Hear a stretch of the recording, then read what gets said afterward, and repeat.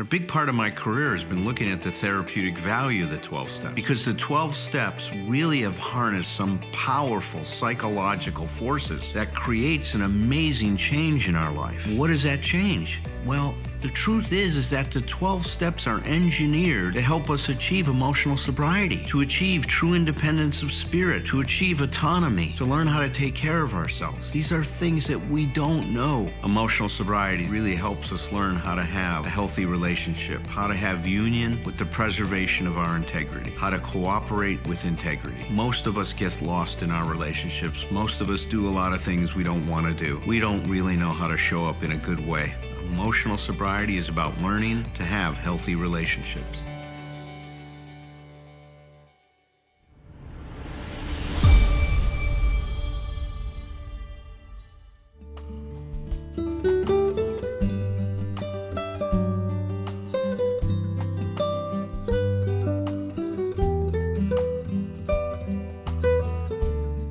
Well, tonight we're going to be discussing the 8th insight, discovering novel solutions to our problems.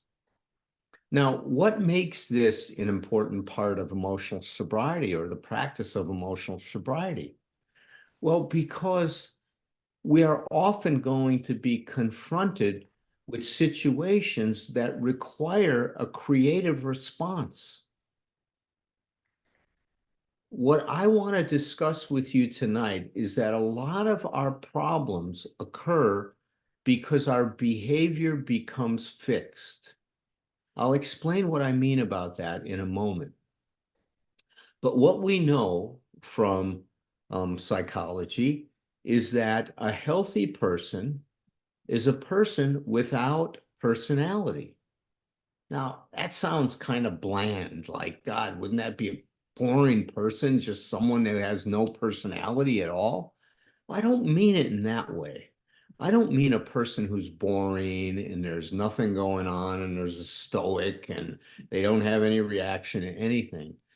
What I mean is that when a person doesn't have a lot of personality, then that person can respond to each situation according to the demands of that situation, rather than having that situation conform to that person's demands. You see, this is at the heart of emotional sobriety. It's our ability to choose our response to a particular situation and to choose that response from all this myriad of responses that is going to be congruent with the best possible attitude that we can have about that situation, the best possible connection and relationship we can have with that situation that is going to provide us with some kind of nourishment.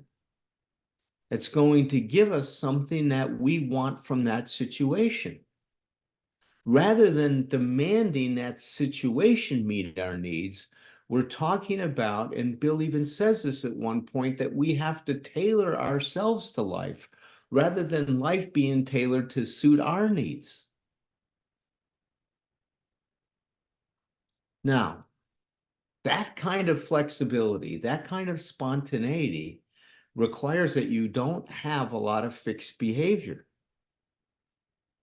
Now, unfortunately, when we came up with a solution early on in our lives about how we should be to ensure that we were going to be loved, that we were going to be accepted, that we were going to belong in life, that we were going to feel safe, that we decided that if I can engineer myself to become this person I think that I should be, then I will be okay.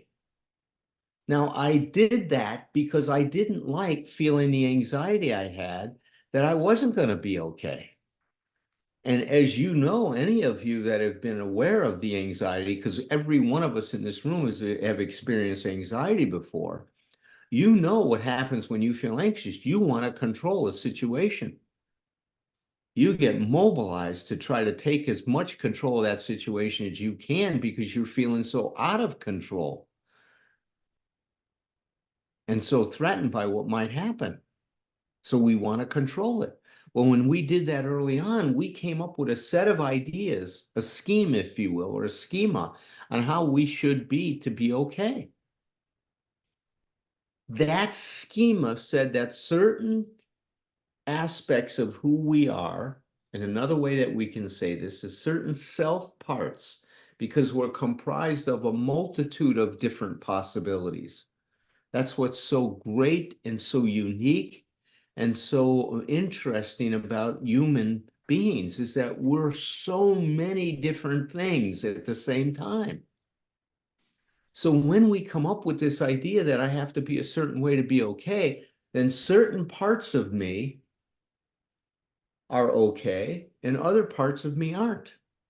Certain parts of me I consider good, other parts of me I consider bad. Certain parts of me I think are acceptable, other parts of me are unacceptable and therefore disowned.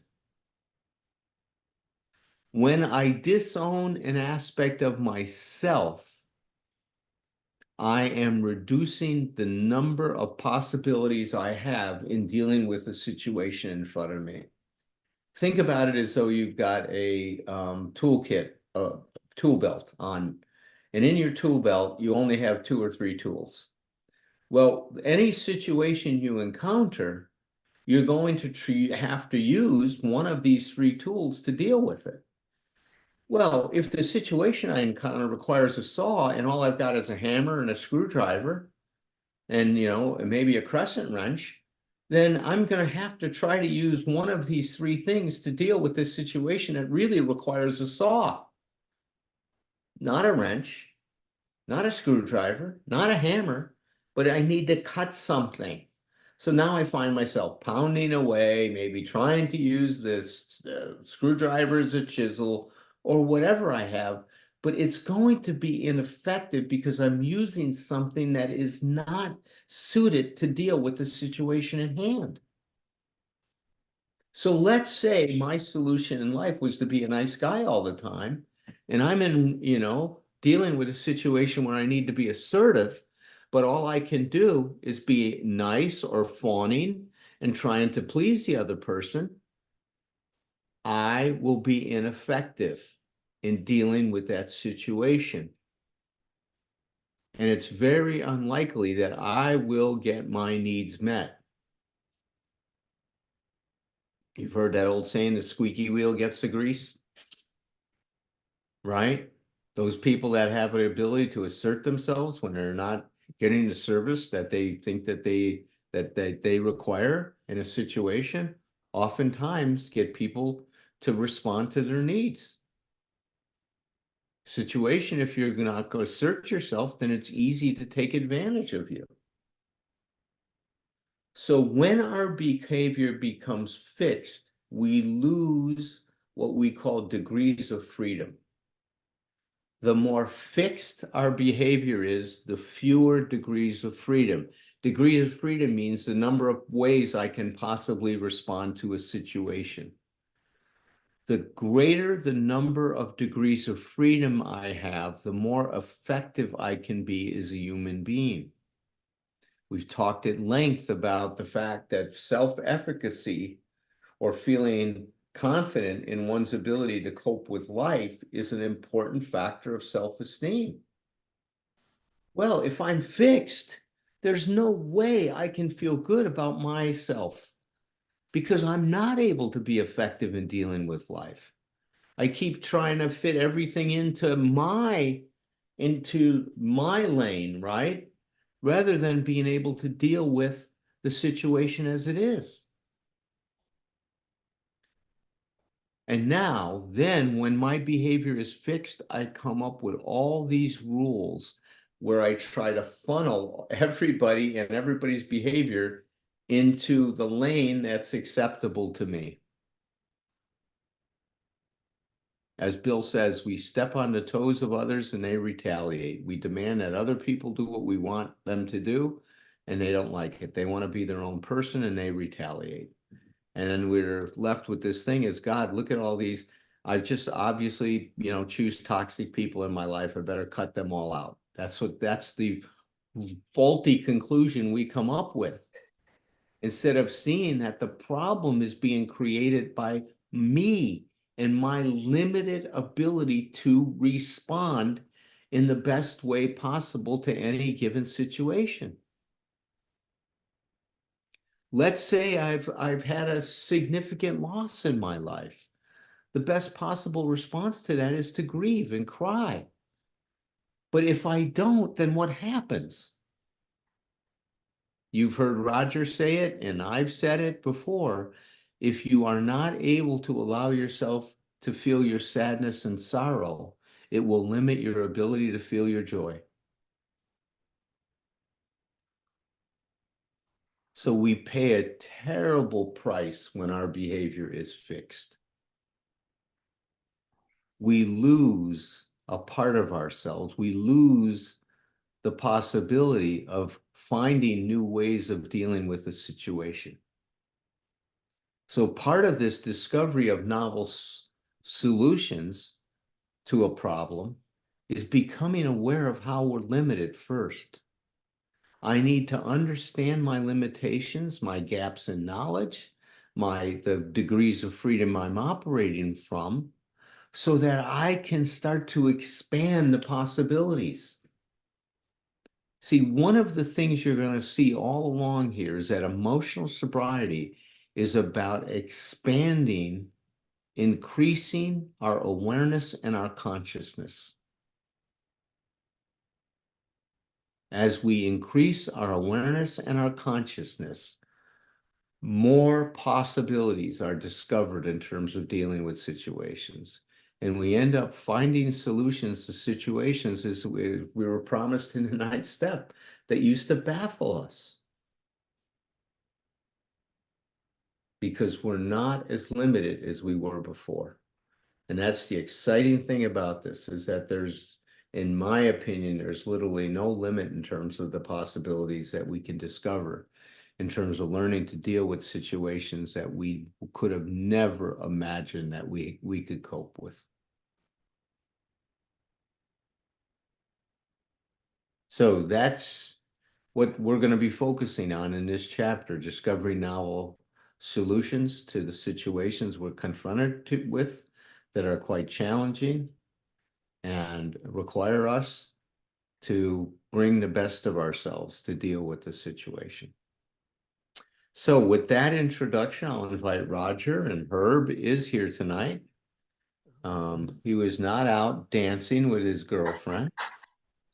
You know, Disco Herb is what we're calling him from now on.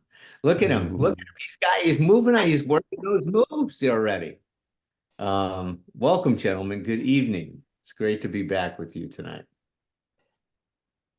Yes. Thank you, Alan. Welcome back, Herb. Great Thank to you. see your smiling face again. Welcome Nice. back from your Paris sojourn to you as well, Alan.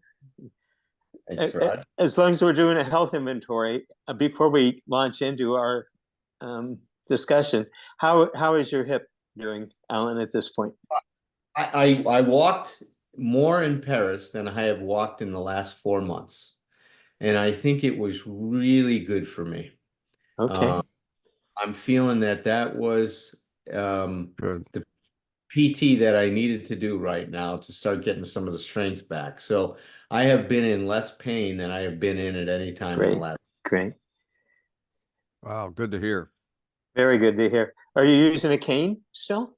Still using a cane, and Okay. I used the cane throughout the trip in Paris, but I'm able to walk now around the house without a cane with still a slight limp, so I'm not totally there yet. Okay. Fantastic, man. Compared to where you were a few weeks ago. Oh, shit. It's Yeah. especially right after you had the fracture as part of your recovery. Fantastic, Alan. Fantastic. Go ahead. Either of you guys want to kick it off?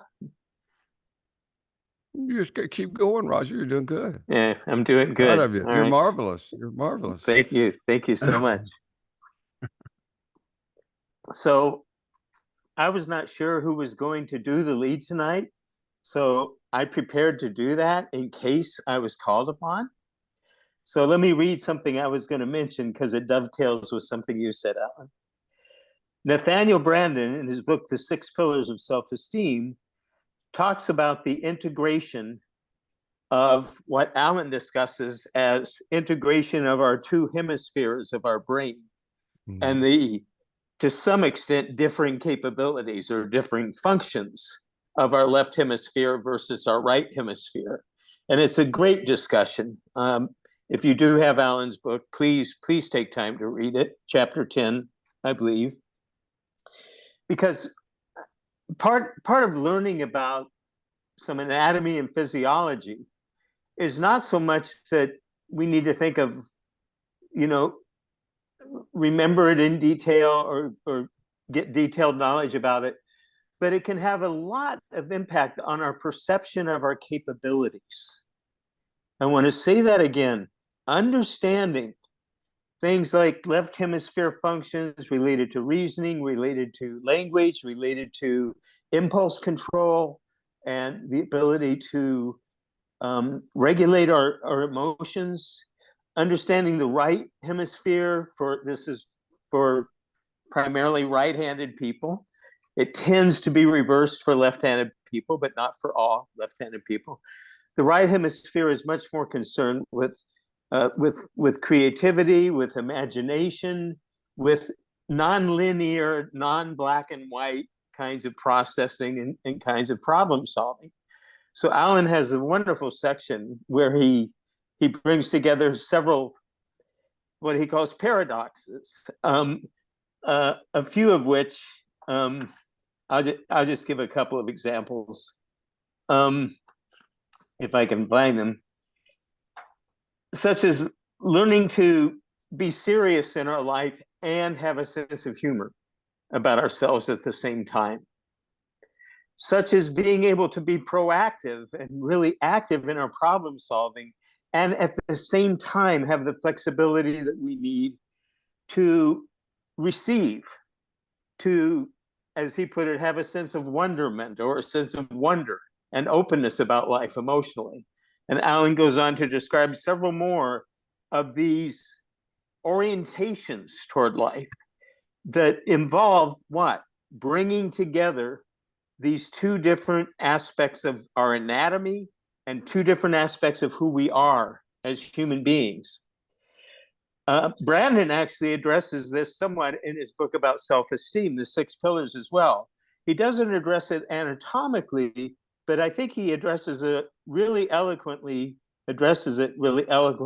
psychologically, because he talks about how, exactly as you said, Alan, that the 2 primary defining characteristics for him of self-esteem are a sense of efficacy, which means a sense of confidence in our abilities to deal with the fundamental realities and challenges of life. Confidence in our ability to figure things out or learn what we need to learn when we can't figure things out, or reach out for the help we need, if that's what we need to do to help us meet a situation, meet a challenge. So this is not just a key element of emotional sobriety, as you've heard us say many times. It's also a key element of self-esteem, because the ability to show flexibility in our thinking is a huge piece of our ability, as you said, Alan, to meet the challenges of life more effectively, more successfully. The way he put it is, because if you're thinking about the 12 steps in consciousness, there's so much emphasis placed on reasoning, right? And our ability to be logical and our ability to be rational. And all of that's incredibly important. But he also says what's equally important is the use of our imagination in trying to solve problems, the use of our creativity, the use of our intuition. And he talks about intuition in a very interesting way. He says that, especially regarding complex challenges, that our subconscious mind is much more able to utilize and integrate and find solutions for problems than our conscious mind is often able to do. But we need to temper that with an awareness of our intuition can give us hypotheses about things, But we need to reality test those things, right? We need to integrate the reality-based, realistic, rational thinking that we engage in, as well as our felt sense, our intuition, our emotional sense at all. So when we're able to do that, and obviously it takes a lifetime and we're still not done learning to do that, then we're going to have greater efficacy to come up with novel solutions to challenges that we face, rather than just trying the same thing that may have worked well for us in certain situations before. And it might have even brought us some of the approval and love and acceptance that we longed for in childhood. Probably not, but it might have. But it's much less likely to work well for us in our lives today as adults. And it's much more likely to work against us and limit us, as you were just saying, Al. So thank you. That you laid that out really, really well, Alan. Thanks for that. Good work. I like that. Let me make it real clear that there will never be a time where I prepare a presentation just in case I'm called on at the beginning to do this. So now, if you just say, Thom, talk, I will just start talking. I can do that, and I'll talk for as long as I need to talk. But preparation, not so much. One of the things you said that I made a note of that I really come across a lot, Roger, is the way I say it is our conscious minds think too highly of themselves. They think they have to be involved in everything. I mean, I'm all, one of my favorite things to say is the only accurate insight we have is hindsight. But we really believe that we're gonna think our way into insights. But I don't know. I don't think that happens so much. It's like, but the big general piece I've got from both of you guys is this stuff is expansion. Be all of yourself. It's like, I think about the advice we've all gotten and have given when somebody says, I don't know what to do, how to handle this situation. And we say to a person, well, just be yourself, and but what does that mean? And it's like, part of what we're talking about here today is to really, I think part of our practice of emotional sobriety is as we get in touch with additional aspects of ourselves. I love the part about being aware of having a fixed personality, Alan. That's, and the idea that the resolution to that is flexibility and spontaneity. And I think we have to do a little, we use our imagination and explore about who we are. And I think most of us can discover some parts of ourselves that we really don't let out nearly as much as we should. It's like, and I'm just going to tell this one little exercise I used to do when I was working for Pesci Healthcare, and I was doing a workshop on doing experiential therapy in a private practice. And one of the things I would do with the therapists that were there is early in this workshop, I would have them make a list of just characteristics of themselves, just words that describe themselves, words that they've used, words other people have used, just any words you can have. And then I waited till a little bit later in the workshop, and so what they weren't connecting it, but I asked them to make a list of their adjectives, basically, of themselves as a professional, as a therapist or a counselor. It was amazing. So often there were so many of the best characteristics of people that got left out when it got to be in the professional. And I'm biased that way. I tend to think that graduate school tends to train our personalities out of some of this, but it's like, I think we could do the same kind of thing. I mean, just really, and I think one of the best ways to be in touch with the various parts of ourselves is, it's good to explore for ourselves and imagine, but it's also good to just listen to how other people see us. The world is our mirror, and other people are a mirror. And I, if you're willing to, interview people, ask people, tell people it's a project you're working on. Just ask them to give you some words to describe you, and you may be surprised with what you come up with. But I bet you, if you're surprised, you're going to also recognize that part of you. So that the more of you there is, the more the more options you have, the bigger, the more tools you have on your tool belt, as Alan says. That's all I got. Oh, yeah. Well, this is Herb. Herb, welcome back, Herb. I'm so glad to see you. Alcoholic, and I don't mean to be invisible or anonymous. It is certainly not my style. But I've been traveling and involved with lots of new experiences. But what this really captures and I have a whole page of notes, no surprise there. You guys are wonderful. Thank you so much, everybody, for sharing what you did. I haven't read the chapter yet. I didn't know where you all were, but I will between now and then. But it reminds me of my experience at 10 years of sobriety. At 10 years of sobriety, I had a sponsor, and I'd been going to meetings every day, and I was reading the book, and I had gone through the steps a couple times out of the book and had powerful, measurable, I won't even attempt to describe it here, awakenings, changes, transformations that some of you who know me a little better know, in fact, could actually describe them. They're remarkable. And I came to this man to do the steps the third time. And he's the one that talked about Gurdjieff. Most human beings are asleep, dreaming that they're awake. And Alan started out by talking about choice. This is critical. And he also ended up, I think, talking about consciousness. If you don't know that you have an option, you don't have it.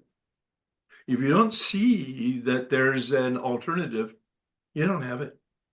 So this really is about consciousness. And he asked me, he said, are you willing to have an attitude of an open mind and an open heart as a gift of God or prayer or the universe or whatever?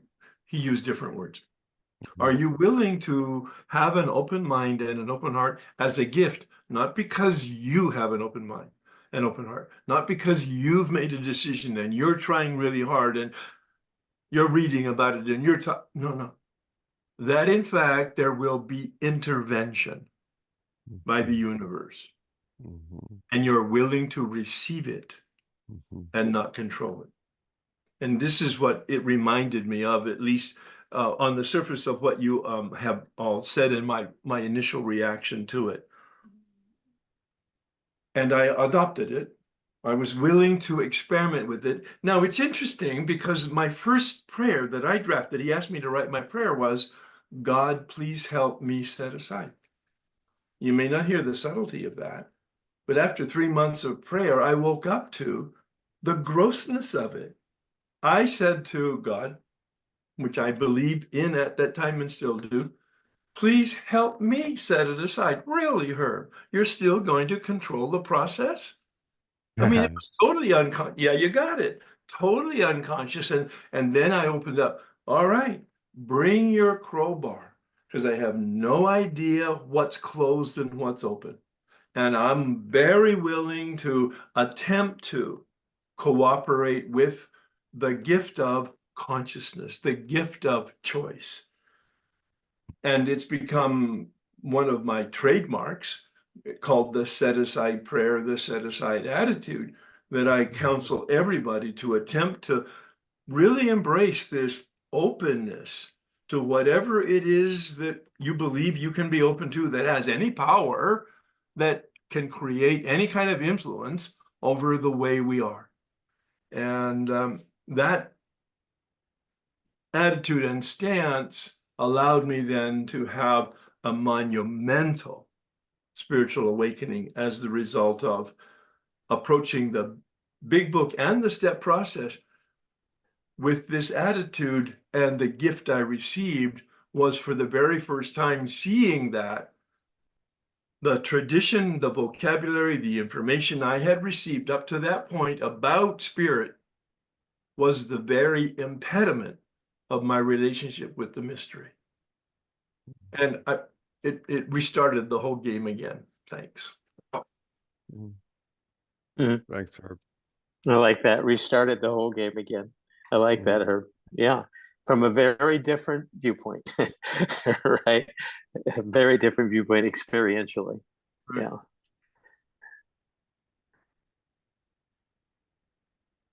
Well, Well, Thom, I like the word that Alan introduced us, or at least me, to a long time ago, and that was curiosity. He didn't use Yeah. it today, but it's really hand in glove with all of this. Yeah. well, let's bring Tom Potash in the group with us, see if he has anything to say, and then we'll open it up for some comments from the participants in the workshop. Thanks, Alan. Going to keep this short just because everything takes a little bit more energy these days.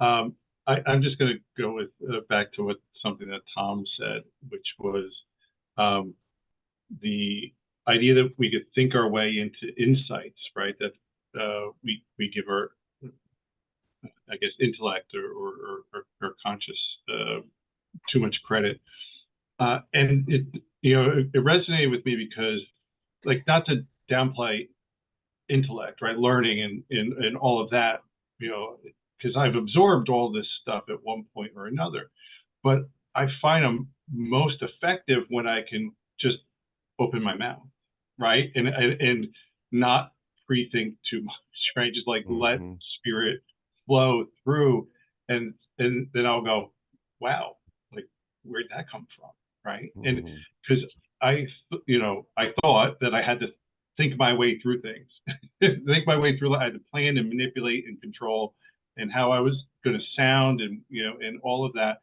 And it turns out that if I can just let it go, right, and all of that, learning and experience from you and people in the rooms, and all of that just kind of flows through, and I'm suddenly much more effective, right? So talk about novel solutions, going from thinking, lots of thinking going on, thinking and I, to intuition and we, like, in spirit, letting it all kind of go. That turns out it's a very effective tool for me for living, and unfortunately, I often have to go back and, like, what did I say? That sounded profound. Like, I should have hit record before I said something. But it's the gift that comes with this, the idea that the curiosity and the looseness which emotional sobriety allows me to approach life with. So, it's been a benefit. Does someone need to believe in God to successfully overcome addiction? Well, the way I like to think about what the program does, it connects us to who we really are. And what does that mean? Well, there's this incredible force in you and I, this growth force. It's the force that moved us from crawling to walking. You wanted to take those first steps. And when you fell, and you fell a lot of times, you didn't let your failures stop you. You picked yourself up, you learned from it. And how many times did you fail before you walked? You failed as many times as you needed to. You see, that force, I call it a biological imperative, a psychological imperative, a spiritual imperative. It's moving you towards wholeness. It's moving you to be what you can be. Just like in the acorn is all the information it needs to become an oak tree. In you is all the information you need to become you. Become a you that can cope with life and to deal with whatever you need to deal with to be okay. And that's what I'll talk about in my new book, The 12 Essential Insights for Emotional Sobriety.